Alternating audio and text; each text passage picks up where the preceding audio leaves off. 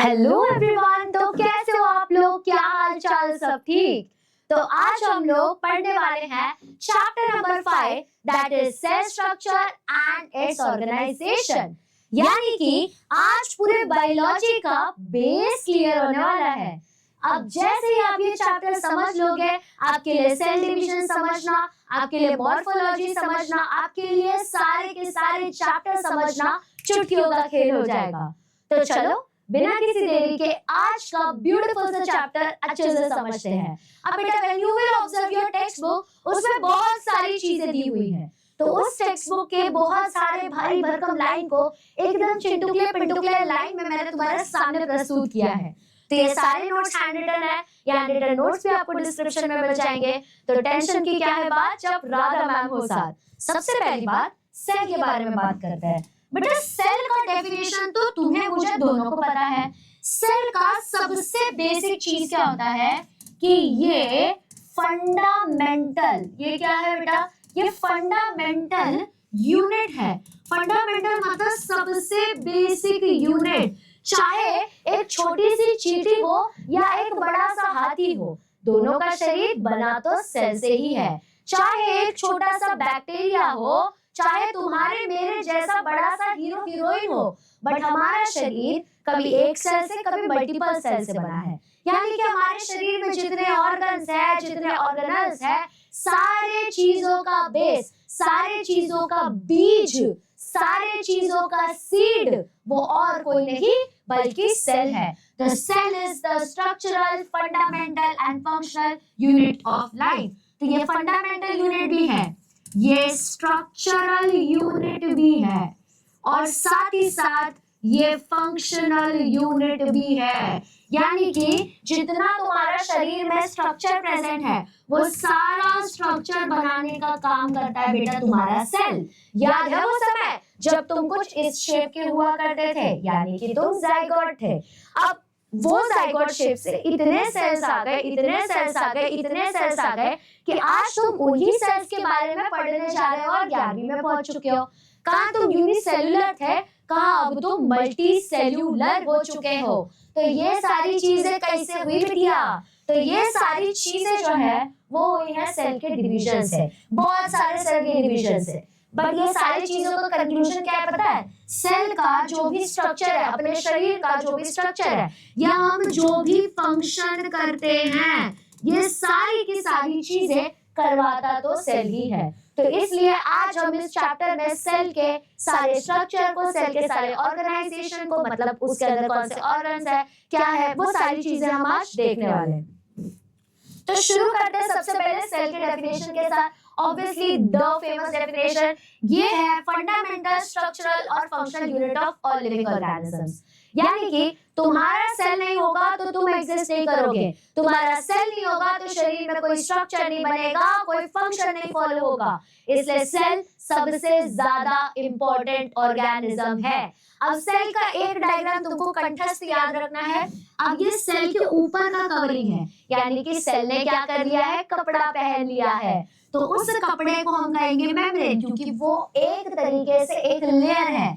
किसकी layer? Cell की layer. इसलिए वो क्या है? Cell membrane. क्या है वो? Cell membrane. अब यहाँ पे जो खाली स्पेस आप लोगों को दिख रही है ना, मतलब सारे ऑर्गेनल्स बनने के बाद जो खाली स्पेस होती है सेल की, उसको साइटोप्लाज्म कहा जाता है। साइटोप्लाज्म को हम डिटेल में पढ़ेंगे, बट फिर भी समझ लो, it is nothing but fluid filled matrix. इसको हम लोग क्या कहते हैं? फ्लूइड फिल्ड मैट्रिक्स भी कहते हैं। जैसे मान लो ये थाली है, इसमें ये चावल रख दिया, यहाँ पे दाल रख दिया, यहाँ पे सब्जी रख दिया है, यहाँ पे गुलाब जामुन रख दिया है। तो इसके बाद जो आप लोगों को ब्लैक एरिया दिख रहा है ना, वो साइटोप्लाज्म हो जाएगा। वैसे ही सेल के ऑर्गेनल्स है ये सारे, और पीछे जो खाली एरिया होता है ना, उसको साइटोप्लाज्म बोलते हैं। उसके बाद न्यूक्लियस, जैसे आप हमारी जान हो, मैं आपकी जान हूं, वैसे ये पूरे सेल की जान होती है न्यूक्लियस। और न्यूक्लियस जब कपड़ा पहन लेता है, उसके कपड़े को न्यूक्लियर मेम्ब्रेन कहा जाता है। तो ये चार लेवलिंग बढ़ते दम तक नहीं भूलना है हमें, क्योंकि इसी के ऊपर पूरा बायोलॉजी बेस्ड है। अब इसके बाद में हमारे लिए कह देना बहुत आसान है कि सेल तो ये है, सेल तो वो है, सेल का ये फंक्शन, सेल का वो फंक्शन। बट जिस समय लोगों को पता ही नहीं था सेल क्या है, उस समय की ये बात है कि सेल का डिस्कवरी कैसे हुआ ये समझना मुश्किल हो चुका था। तो बेटा आपके सेल को सबसे पहले 1665 में रॉबर्ट हुक नाम के एक हसीन आदमी ने डिस्कवर किया था। उन्होंने क्या किया था, प्लांट आपका जो ये होता है ना पेड़, ये मान लो ये पेड़ है, तो पेड़ के ऊपर ये जो ऐसे ब्राउन ब्राउन कलर का छाल लगा होता है ना, वो छाल को उन्होंने माइक्रोस्कोप के अंदर ऑब्जर्व किया। और जब उन्होंने उसके अंदर ऑब्जर्व किया ना, तो उनको ऐसा कंपार्टमेंट दिखा। कैसा कंपार्टमेंट दिखा पता है? ऐसे हनीकॉम्ब की तरह कंपार्टमेंट दिखा, ऐसे हनीकॉम्ब की तरह कंपार्टमेंट दिखा। बाद में उनको पता चला कि वो जो हनीकॉम्ब लाइक स्ट्रक्चर है वो तो रियल सेल था ही नहीं, वो तो मरे हुए सेल्स है। बट सबसे पहले देखने वाला तो रॉबर्ट हुक ही थे, याद रखना। अब दूसरी चीज है एमजे श्क्लेडन। अब श्क्लेडन कैसे आप लोग लिखोगे, तो ये देखो ऐसे श्क्लेडन, श्क्लेडन याद रखना। तो एमजे श्क्लेडन ये जर्मनी में रहने वाले बॉटनिस्ट है। बोलेंगे बॉटनिस्ट क्या होता है? बॉटनिस्ट का मतलब जो प्लांट्स के बारे में स्टडी करता है। उन्होंने क्या बताया पता है कि जितने भी प्लांट्स है वो किससे बने हुए हैं बेटा? सेल से बने हुए हैं, छोटे छोटे छोटे छोटे सेल से। क्योंकि चाहे वो प्लांट हो चाहे वो विशालकाय जानवर हो, वो बना तो सेल से ही है। तो वही उन्होंने प्रूव किया था और इन्होंने ये बात कही थी 1838 में। फिर थियोडर श्वान को जलन होने लगा, उसने ये बात कैसे पता कर ली, मुझे भी कुछ एक्टिंग करनी पड़ेगी। तो एक ही साल बाद वो थे आप लोगों के ब्रिटिश ज़ूलॉजिस्ट। अब ब्रिटिशर्स की तो आदत है चीजें चुराना, if you know you know. इनने भी सोचा कि उनके ही आइडिया को बस अपने तरीके से चुरा दूं। तुमने वो दोस्त देखा होगा, तुम्हारा असाइनमेंट मांगता है, तुम्हारे असाइनमेंट को थोड़ा सा ट्वीक कर देता है और अपना नाम लिख के बांट देता है और उसको ज्यादा मार्क्स आ जाते हैं। वैसे ये आदमी है, ये एक ब्रिटिश ज़ूलॉजिस्ट है। इसने क्या कहा, जितने एनिमल्स है ये सारे के सारे सेल से बने हुए हैं। ये चीज उन्होंने कंक्लूड कर दी। मतलब इसने प्लांट्स बोला तो इसने एनिमल्स बोल दिया। ईयर का बात करूं तो रॉबर्ट हुक ने ये चीज 1665 में बोली। फिर एमजे श्क्लेडन ने इसको कहा था 1838 में और थियोडर श्वान ने इसको कहा था 1839 में। ठीक है, और इन तीनों के बेसिस पे आपके टेक्स्ट बुक में 6 लाइंस दिख रहे होंगे आपको मॉडर्न सेल थ्योरी का। बट वो 6 लाइन तीन ही चीज कंक्लूड करते हैं, इसलिए मैंने यहाँ 3 लाइंस लिखे हैं। क्या कहा है कि जितने लिविंग ऑर्गेनिज्म है वो किससे बने हुए हैं? या तो सिंगल सेल से, या तो सिंगल सेल से, या तो मल्टीपल सेल से। इसलिए आपने देखा होगा या तो यूनिसेलुलर होता है ऑर्गेनिज्म या तो मल्टी सेल्यूलर होता है ऑर्गेनिज्म।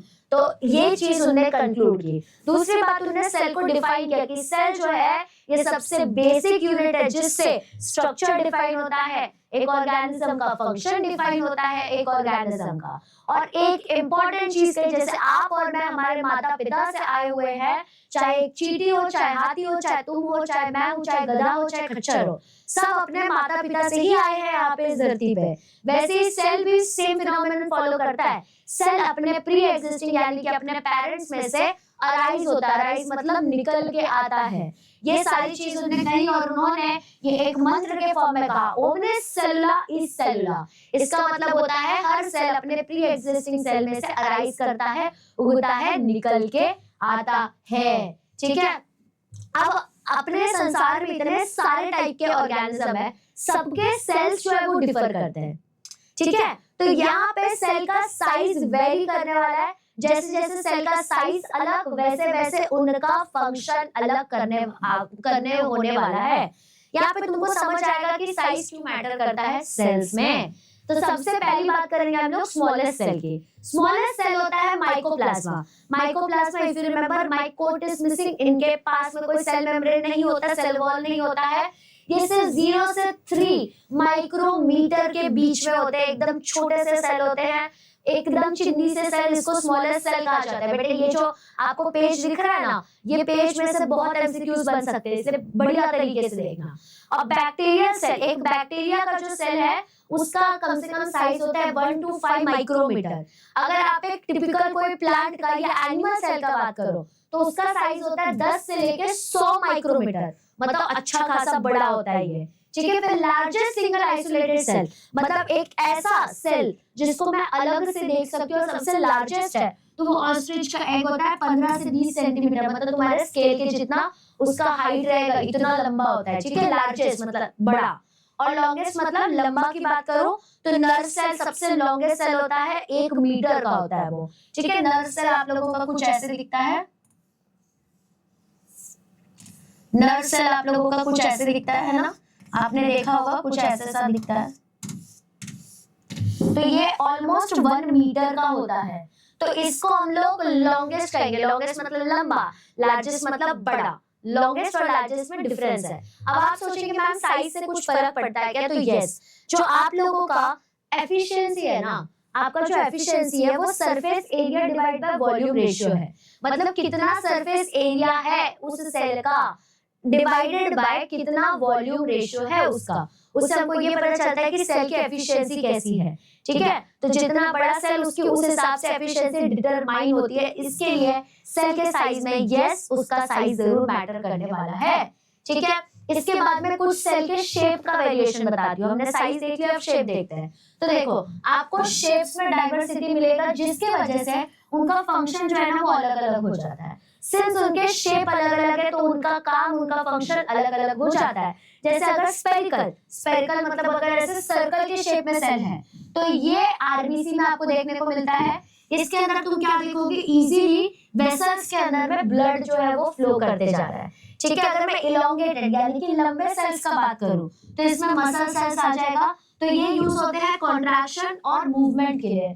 कॉन्ट्रैक्शन और मूवमेंट मतलब आपके सेल्स जो है वो कॉन्ट्रैक्ट करते हैं, वो एक तरीके से ऐसे सिकुड़ते हैं और फिर मूव करने के लिए लंबे सेल्स होना जरूरी है। उनका शेप अलग तो उनका काम भी अलग होने लग गया। ब्रांच मतलब जिसके ऐसे ब्रांचेस प्रेजेंट है, ऐसा सेल जिसके ब्रांचेस प्रेजेंट है तो वो हो गया नर्व सेल। अभी मैंने नर्व सेल बनाया था तो ब्रांचेस होने की वजह से क्या होता है, सिग्नलिंग इजी हो जाती है। अब यहाँ पे किसी ने मेरे हाथ में चटका लगाने का सोचा तो मेरे पूरे शरीर को कैसे पता चलता है हाथ पीछे करना है, क्योंकि वहां पे ब्रांच सेल प्रेजेंट है जो कि सिग्नलिंग करने में, इशारे करने में बहुत माहिर होता है।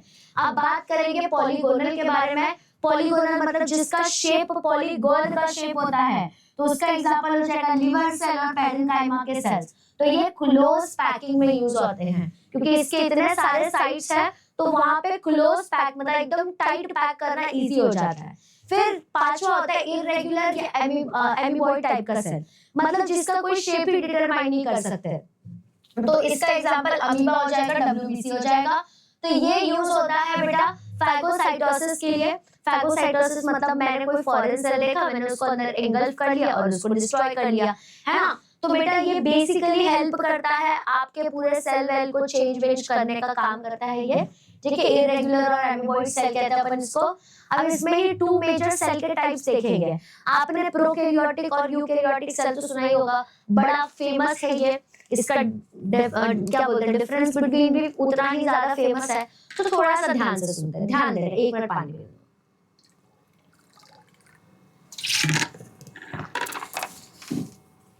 मैं ट्राई करूंगी जितना छोटा हो सकता है वन शॉट उतना छोटा बनाऊंगी, क्योंकि आपका एग्जाम भी पास आ रहा है।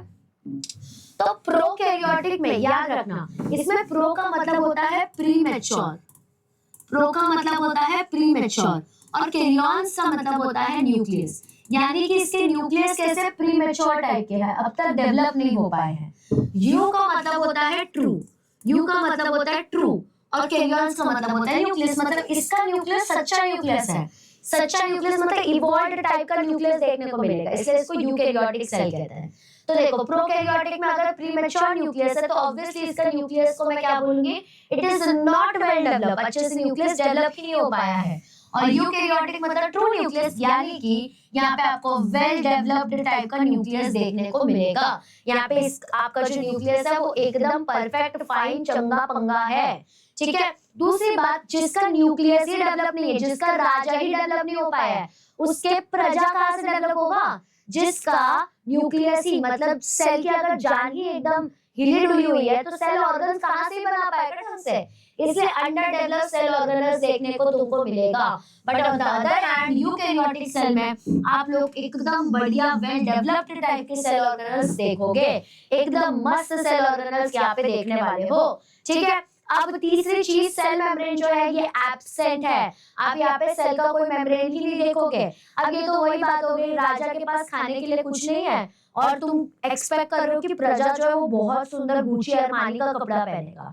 वही बात हो गई, न्यूक्लियस डेवलप नहीं है, ऑर्गेनाइज ढंग से नहीं है, तो कहां से वो एक ऐसा मेम्ब्रेन, एक ऐसा अलग से लेयर डेवलप कर लेगा जिससे खुद को प्रोटेक्टेड रखेगा? ना जी ना। इसके राजा जो है वो थोड़े वीक है, इस वजह से नहीं कर पाते वो। आप यूकेरियोटिक का बात करो तो इसके पास वेल डेवलप्ड सेल मेम्ब्रेन होता है, बढ़िया सेल मेम्ब्रेन का लेयर इनके पास प्रेजेंट होता है। साइज का बात करो तो प्रोकैरियोटिक सेल जो होता है ये 1 से 10 माइक्रोमीटर का होता है। आप ये आर्के में, बैक्टीरियास में देखोगे, ठीक है। यूकेरियोटिक का बात करूं तो 10 से 100 माइक्रोमीटर तक का आप रेंज देखोगे। एग्जांपल प्लांट्स हो जाए, एनिमल्स हो जाए, ये सारे यूकेरियोटिक सेल में आ जाते हैं। किंगडम मोनेरा छोड़ के सब यूकेरियोटिक ही होते हैं। अब मैं बात करूंगी सेल के मेम्ब्रेन का, कि सेल का मेम्ब्रेन दिखता कैसे है, किस चीज से बना हुआ है। बेटे ये बहुत सेलेक्टिव टाइप का एक बैरियर होता है जिसको, जो खुद चार्ज लेता है उसको किसको एंटर करवाना है और किसको बाहर निकालना है। बड़ा स्ट्रिक्ट होता है ये, ठीक है। ये ऐसी कॉलेज आपके यहाँ की वार्डन है, आपके हॉस्टल की वार्डन है, जो आप उसको पैसे भी खवा दो ना फिर भी एंट्री नहीं देगी, अनलेस एंड अनटिल वो आपके सेल के लिए सही हो, ठीक है। तो आप ध्यान से देखो, आपको यहाँ पे ना 2 टाइप का ट्रांसपोर्ट देखने मिलेगा। सेल मेम्ब्रेन जो होता है ये बेसिकली ट्रांसपोर्ट के लिए यूज होता है। एक ट्रांसपोर्ट होता है पैसिव ट्रांसपोर्ट, जहाँ पे एटीपी यानी कि एनर्जी मॉलिक्यूल यूटिलाइज नहीं हो रहा, और दूसरा ट्रांसपोर्ट होता है एक्टिव ट्रांसपोर्ट, जहाँ पे आपका एनर्जी यूज होने वाला है। मतलब ये कुछ तो उल्टा ट्रांसपोर्ट है। अब मान लो तुम सुबह सुबह उठ रहे हो, तुम ब्रश कर रहे हो, तो तुम्हें एनर्जी हो या ना हो तुम ब्रश कर लेते हो, बट उसी जगह मैं उठते बोलूं फिजिक्स का क्वेश्चन सॉल्व कर, तो तुमको ऐसा दिमाग ही खराब हो जाएगा, 2 थप्पड़ लगा दो मुझे, क्या मैम दिमाग खराब कर रहे हो आप तो मेरा, बहुत ज्यादा एनर्जी वाला क्वेश्चन दे दिया आपने मुझे। तो वैसे सेल मेम्ब्रेन होता है।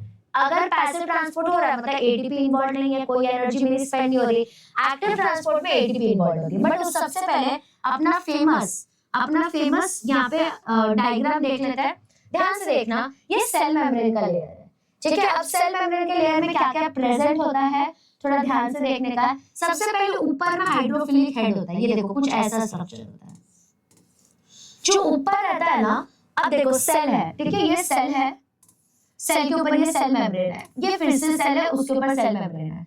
बट आजू बाजू अपने शरीर में बहुत सारे सेल है, बट आजू बाजू तो पानी होता है ना, तो जो ऊपर का लेयर होता है, जो येलो के हेड्स देख रहे हो आप लोग, उसको हाइड्रोफिलिक हेड कहते हैं। क्यों? क्योंकि उसको पानी से बहुत ज्यादा प्यार रहता है, उसको पानी चलता है, कोई दिक्कत नहीं है। और नीचे ये जो ब्लू ब्लू कलर का देख रहे हो ना, इसको कहते हैं हाइड्रोफोबिक टेल, क्योंकि इसको पानी से डर लगता है, तो ये अंदर साइड में प्रेजेंट रहता है, ठीक है। तो यहाँ पे हाइड्रोफिलिक टेल देखा और hydrophilic head and hydrophilic tail देख लिया, ठीक है। अब उसके बाद में तुम ऑब्जर्व करोगे यहाँ पे पिंक पिंक कलर में कुछ तो चीजें मैंने ऐड की हुई है, इसको कोलेस्ट्रॉल कहा जाता है। इसको क्या कहा जाता है? कोलेस्ट्रॉल कहा जाता है। उसके बाद में ये बीच में एक बड़ा सा लाल कलर का सामान दिख रहा है, इसको कहते हैं इंटीग्रल प्रोटीन। इंटीग्रल प्रोटीन मतलब मान लो कि मैंने तुम्हारे हाथ के अंदर में एक खीला घुसा रखा है, तो जो खीला हो गया ना वो इंटीग्रल प्रोटीन है। बट अगर ऊपर ऊपर से ही मैंने ऐसे बिंदियां लगाई है तो उसको हम लोग पेरिफेरल प्रोटीन कहते हैं। इंटीग्रल मतलब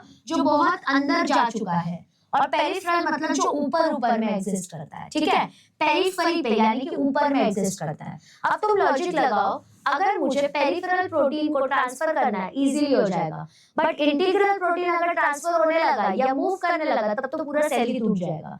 अब मान लो कि मैंने खीला अपने शरीर के अंदर से घोप दिया, अंदर घोस दिया, तो उसको जब मैं निकालूंगी ऐसे ऐसे करके तो खून आएगा, बट उसी जगह मेरे ऊपर ही ऊपर, एकदम ऊपर ही ऊपर मैंने बिंदियां लगाई हुई है, तो उसको निकालना ज्यादा इजी होगा। एग्जैक्टली लाइक दैट, ठीक है।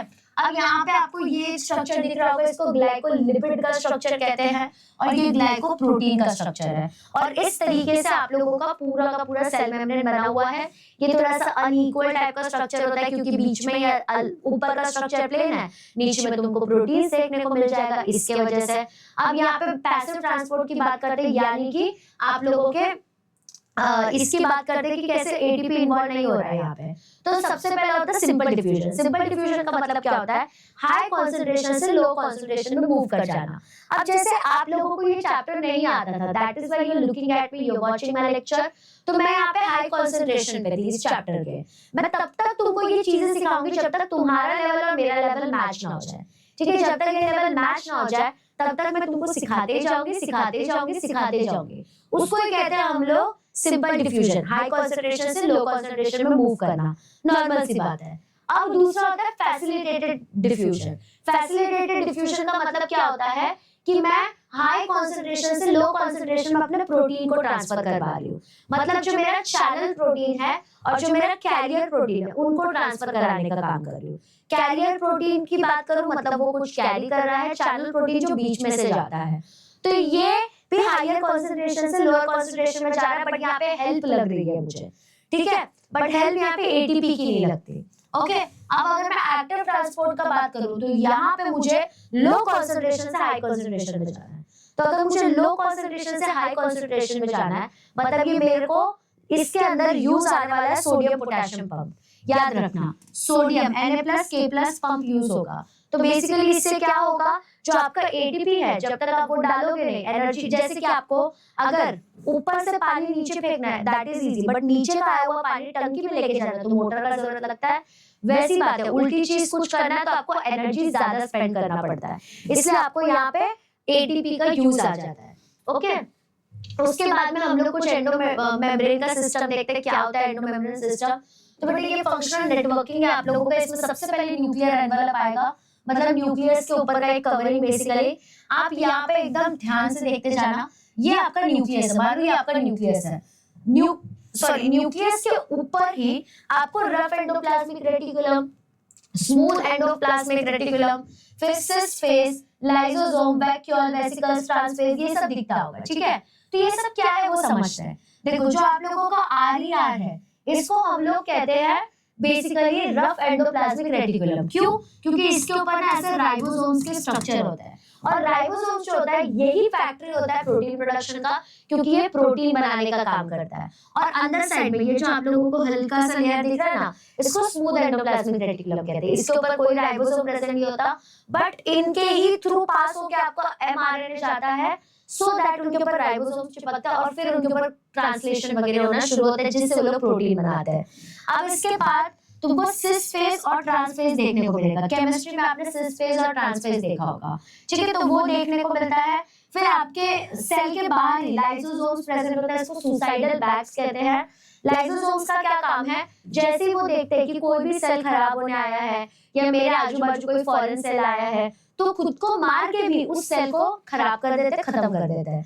वैक्यूल प्लांट में बहुत ज्यादा बड़ा होता है क्योंकि उसको खाना स्टोर करना है, और एनिमल्स में एकदम साइड में ना के बराबर होता है, फूड स्टोरेज का काम करता है। वेसिकल्स वैक्यूल से थोड़े छोटे छोटे ऑर्गेनल्स हो जाते हैं, और इसी तरीके से ये पूरा का पूरा स्ट्रक्चर जो है वो बनता जाता है। तो ये तुम्हारे न्यूक्लियस का एनवेलप हो गया। इसके बाद में एनर्जी ऑर्गेनल का बात करते हैं, जो कि आपका माइटोकॉन्ड्रिया है। ये सभी को पता है कि mitochondria is the power house of the cell, but exactly बनता वगैरह कैसे है, तो ये तुम्हारे माइटोकॉन्ड्रिया का बाहर का मेम्ब्रेन है जिसको आउटर मेम्ब्रेन कहते हैं। फिर ये अंदर का एरिया दिख रहा है, इसको इनर मेम्ब्रेन कहते हैं, जिसको क्रिस्टे भी कहा जाता है, ठीक है। फिर ये जो खाली जगह दिख रही है आपको, ये खाली जगह, इसको मैट्रिक्स कहते हैं। और बीच में जो रेड रेड स्ट्रक्चर है ना, ये डीएनए, आरएनए या राइबोस है। It completely depends on organism. अगर वायरस वगैरह रहेगा तो ऑब्वियसली वो प्रोटीन का आरएनए का स्ट्रक्चर रहेगा, हमें वो डीएनए का स्ट्रक्चर होता है। और ये क्या काम करता है माइटोकॉन्ड्रिया, एटीपी को बनाने का, एटीपी को सिंथेसाइज करने का, ठीक है। फिर आपके पास आ जाएगा क्लोरोप्लास्ट। क्लोरोप्लास्ट जो है वो फूड फैक्ट्री होता है, ये खाना बनाने का काम करता है। बेटा अगर प्लांट के अंदर क्लोरोप्लास्ट नहीं रहा तो ना वो ग्रीन कलर का होगा, ना वो कुछ खाना बना पाएगा, इसलिए क्लोरोप्लास्ट इज वेरी इंपॉर्टेंट। ये बाहर का जो आपको लेयर दिख रहा है इसको आउटर मेम्ब्रेन कहते हैं, उससे ही थोड़ा अंदर आ जाए उसको इनर मेम्ब्रेन कहा जाएगा। खाली जगह को हम लोग यहाँ पे स्ट्रोमा कहेंगे। ये ऐसा लाइन भिंडी जैसा कोई स्ट्रक्चर दिख रहा है, इसको थैलाकोइड्स कहते हैं, जिसका नाम है ग्राना। अब इसका ही काम होता है फोटोसिंथेसिस करने का, मेन काम इसका ही होता है। और यहाँ पे रेड रेड कलर के स्ट्रक्चर में डीएनए या राइबोस प्रेजेंट होता है, ठीक है। ये दोनों डबल मेम्ब्रेनस होते हैं, ये दोनों ऑटोनोमस है, मतलब सेल्फ सफिशिएंट होते हैं, किसी की हेल्प की जरूरत नहीं है, और इनके पास में खुद का डीएनए और राइबोस होता है। ये क्वेश्चन पूछा जाता है किसके पास खुद का डीएनए और राइबोस है, तो that is mitochondria and chloroplast. दोनों एनर्जी ही प्रोवाइड कर रहे हैं हम लोगों को, बहुत ज्यादा सेल्फ सफिशिएंट टाइप के ऑर्गेनल्स होते हैं। फिर हो गया सेल एनवलप, मतलब मेरे सेल के ऊपर का कवरिंग। तो ये आउटर कवरिंग होता है बहुत सारे सेल का, सब में नहीं होता बट होता है, ठीक है। ये कुछ कंपोनेंट्स होते हैं, इसके अंदर कॉमन कंपोनेंट्स प्रेजेंट होते हैं सेल वॉल सेल मेम्ब्रेन के अंदर, बट जरूरी नहीं है दोनों ही प्रेजेंट हो। देखो सेल वॉल में भी वही चीजें प्रेजेंट है जो सेल मेम्ब्रेन में, बट प्लांट में सेल वॉल है, एनिमल में सिर्फ सेल मेम्ब्रेन है। तो इसलिए यहाँ पे मैंने लाइन लिखा है कि सेल मेम्ब्रेन और सेल वॉल के सेल सारे कंपोनेंट्स जो है वो सेम है, सामान जो है ना वो सेम है, बट दोनों जरूरी नहीं है एक ऑर्गेनिज्म में प्रेजेंट हो। जैसे अपने में सेल वॉल नहीं है, अब सेल वॉल क्या होता है, सेल मेम्ब्रेन से भी बाहर का कवरिंग, इसको आउटर मोस्ट कवरिंग कहा जाता है। ये नॉन लिविंग सेमी परमिएबल होता है, मतलब सेलेक्टिव चीजों को आने देता है, ठीक है। ये रिजिड होता है, एकदम तगड़ा प्रेजेंट होता है, और ये एब्सेंट होता है एनिमल सेल के अंदर। अपने को जरूरत ही नहीं, अपना सेल, अपना बॉडी, अपना ऑर्गेनाइजेशन ऑलरेडी बहुत ज्यादा स्ट्रांग है, so we don't need it. अब कहाँ पे मिलता है आप लोगों को अपना वॉल, तो प्लांट्स में मिलता है ऑब्वियसली प्राइमरी वॉल जो होता है, मतलब सबसे पहला वॉल सेलुलोज से बना होता है, और सेकेंडरी वॉल याद रखना ये सेलुलोज और लिग्निन नाम के एक मटेरियल से बना होता है।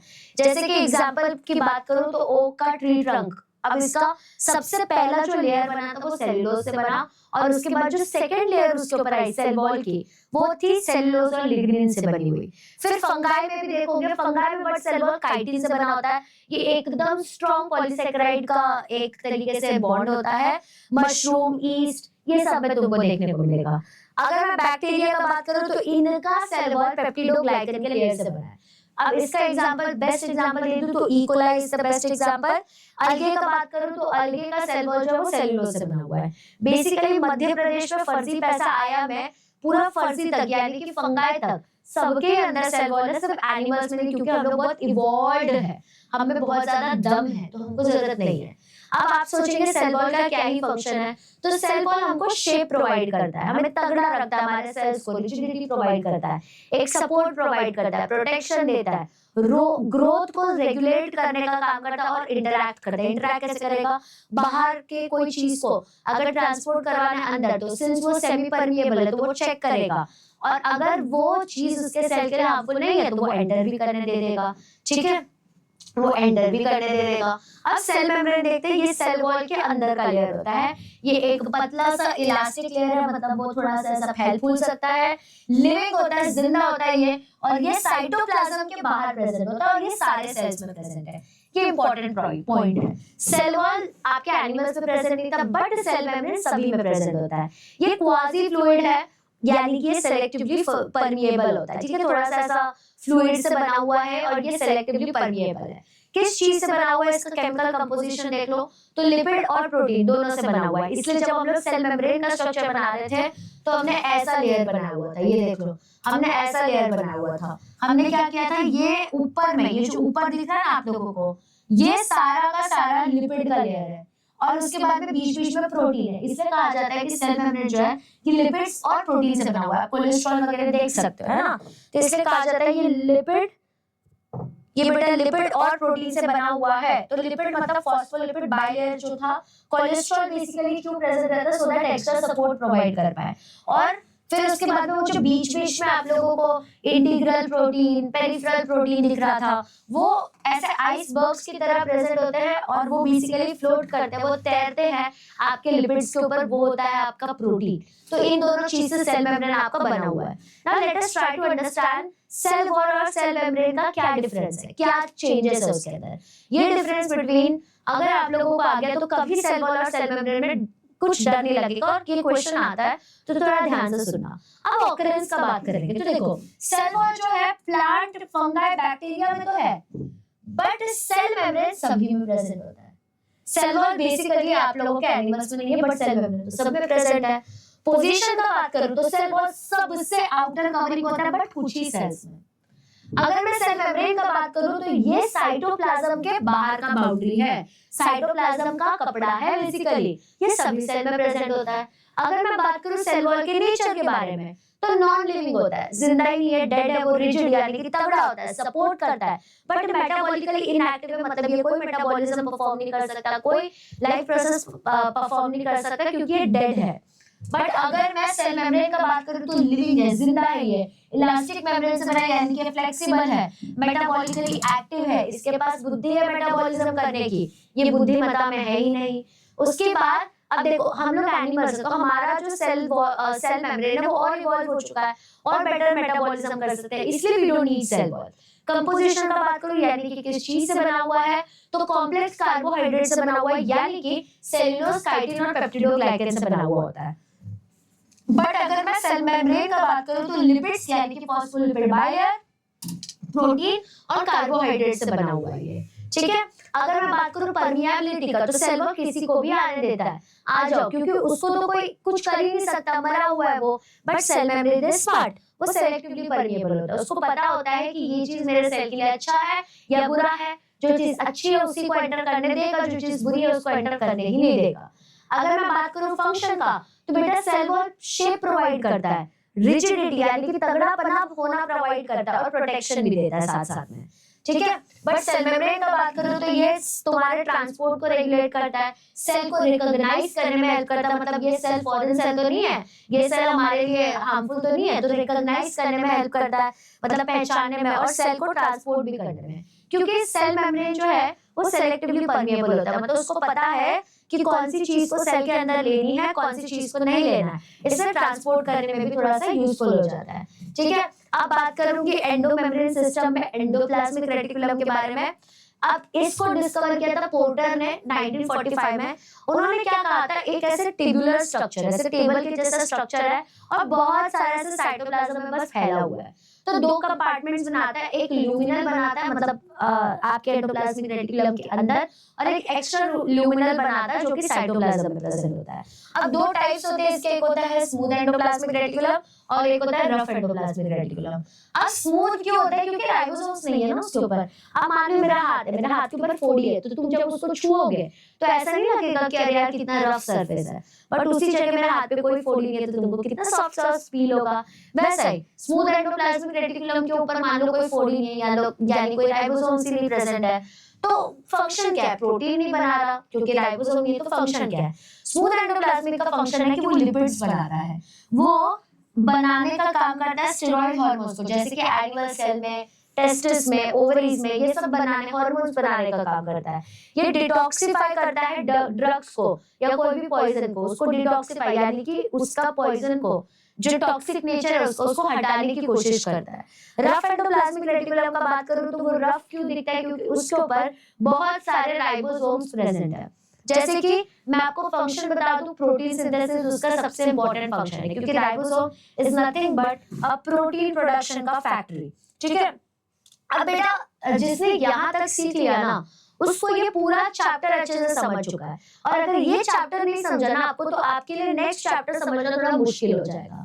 इसलिए ये चैप्टर को एकदम थॉरली समझना है, जितना बताया गया है बस उतना ही याद रखना है, इसके ऊपर कुछ एक्स्ट्रा नहीं पढ़ना, नहीं तो आप लोग कंफ्यूज हो जाओगे। बहुत ज्यादा अच्छे तरीके से आप लोगों के लिए मैंने फिल्टर करके लाया है जो जो चीजें जरूरी है, तो यहाँ तक अच्छे से पढ़ना है। विद दिस नोट अपना सेशन खत्म होता है, बट मैं आप लोगों को एक वंडरफुल न्यूज देना चाहती हूँ।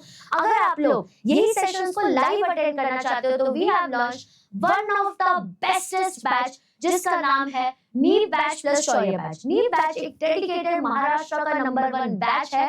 इस बैच के अंदर में हम चारों फैकल्टीज मिलकर आपको एकदम डेडिकेटली पढ़ा रहे हैं, जिसका फीस अगर आप 1 ईयर का फीस देंगे it is just 3500 rupees, but अगर आप 11th 12th और सीईटी दोनों कवर करना चाहते हैं तो इट इज जस्ट फॉर 6500। ये बेटा आप लोगों के नॉर्मल क्लासेस का एक इंस्टॉलमेंट से भी कम है, उतने में हम आपको पूरा 2 साल पढ़ाने वाले हैं।